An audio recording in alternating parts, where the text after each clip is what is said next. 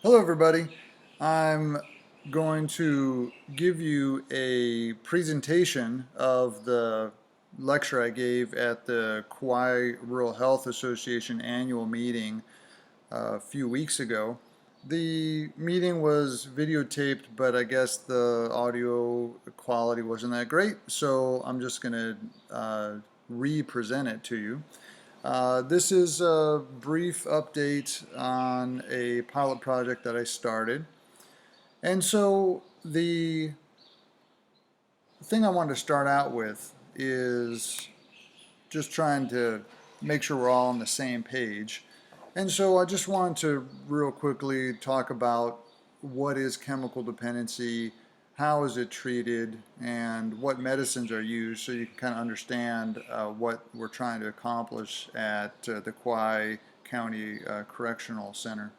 So most of you may be familiar with a graph like this, which shows the different areas of the brain and how different areas interact with each other and how different chemicals drive that system to result in dopamine release in the nucleus accumbens, which is kind of the reward center of your brain. But that's not really helpful in understanding what it's like to have a problem with chemical dependency. So I'd like to share a text that I received a few years ago. It's really a insight into what it's like to experience chemical dependency.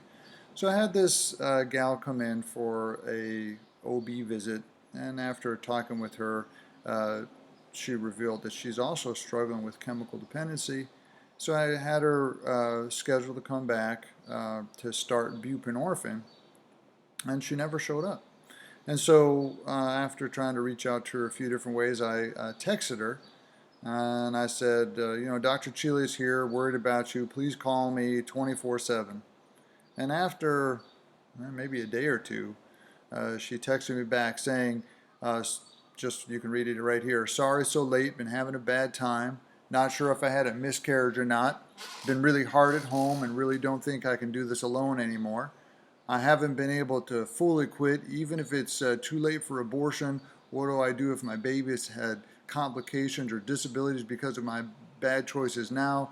I don't know, doc. Sorry, so late. Just really no one I trust to talk to, I guess. He blames me for everything and I hate it.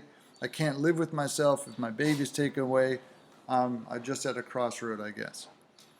And so I think what's really important to recognize here is just how much that she's suffering. She's just not out there partying and getting high. She's just really sorry for the situation she's in. She's struggling. She's afraid. She's guilty. She feels alone and unsupported. And overall, she's afraid to come back in. And she's overall unhealthy with herself. So I like to use this framework for chemical dependency, and that's diabetes of the brain. And, the reason why I say that is because people who struggle with adult onset diabetes many times have, ate too much, they've gained too much weight, they eat too much carbs, they don't exercise, and they develop diabetes. And although they did it to themselves, they're not bad people. And the same is true for people who struggle with chemical dependency. Yeah, some of the decisions they made that definitely contributed to their problem, but they're not bad people. I like to frame it in this way because, I believe that these are normal people dealing with normal problems, but just in a dysfunctional and unsustainable way. And that helps people kind of feel like, there's a pathway to recovery if they just, need to revise their coping mechanisms. And just for other people, to understand that folks who are struggling with chemical dependency are getting by, they're not getting high. One of my patients told me that she needed to escape, to not feel. And so that's why, she relapsed, is to escape from the internal negative dialogue, the feelings of hopelessness, etc. And I try not to use the term addiction because I think when you say to somebody that you're addicted to alcohol, for example, their natural inclination is to think, well, I need to stop using alcohol. Where what they really need to be focusing on is the dependence, the emotional dependence about wanting to use or wanting to get that emotional escape, and focusing on developing new alternatives to manage their stress and to get that emotional relief is the pathway to recovery. So anyway, these are some of the things that I use, and I find that it's a helpful framework for counseling and treating my patients. So, no, definitely, if you can find yourself, in them and see, yourself in them, and helping them see themselves in you, can really bridge the gap as a treating provider, because we've all been there. We've all had bad experiences, or just, a negative inner dialogue, wanting to get an escape from, just feeling, whatever you're feeling, anger, frustration, etc. I'm sure we all have areas of our lives that we have struggled to improve. For myself, I tend to be a bit of a workaholic. It's had negative impacts on my life. It's been hard to control. It's hard for me to say no when somebody asks for, my involvement in something. And so, additionally, the people around us who are struggling with chemical dependency aren't them. It's us. It's ourselves. It's our friends. It's our families.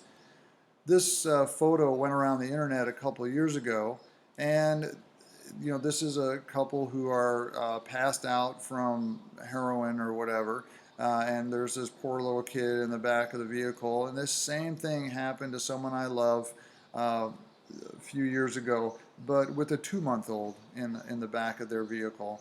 And so this is my family, it's your family, it's the community.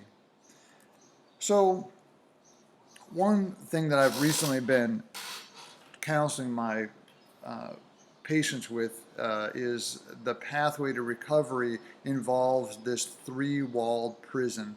So in the middle of the 3-walled prison, this person finds himself unhappy and trapped. And the first wall that they need to find the key to the gate to get through is withdrawal. And that's why we use medication typically, is to control withdrawal symptoms so that the person can get invested in recovery. Don't feel terrible, because if you feel terrible and you can't function, you're going to relapse, and then there you are stuck in this 3-walled prison. The second wall that needs to be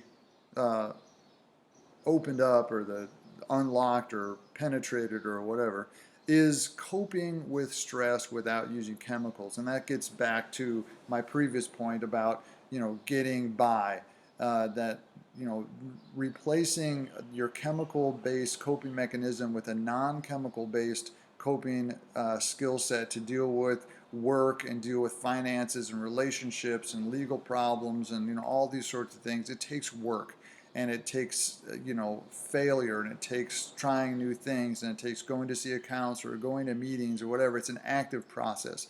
You can't just snap your fingers and have new coping mechanisms.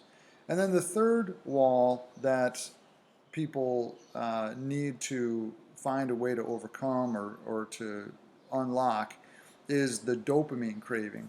So all of these chemicals, if you go back a few slides to that chart with all the different areas of the brain and how these chemicals interact, result in dopamine release in the nucleus accumbens.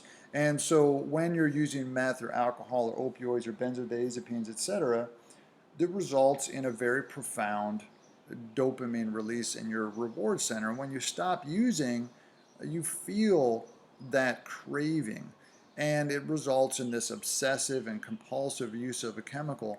I'll have patients who struggle with alcohol dependence tell me that they will pour a glass of alcohol, alcoholic beverage, and then just pour it down the drain, because just the visual of the alcohol filling up the glass, their brain begins to think, oh, here it comes, and that dopamine starts to be released, and they feel that dopamine release in their reward center. Or other patients who are using an IV drug of some sort will fill up the syringe with water, and then get out their kit and they'll inject themselves with water. One part of their brain knowing full well that there's no chemical, or not their chemical of choice, in that syringe, but the other part of the brain, because of this uh, Pavlovian dog kind of um, learned behavior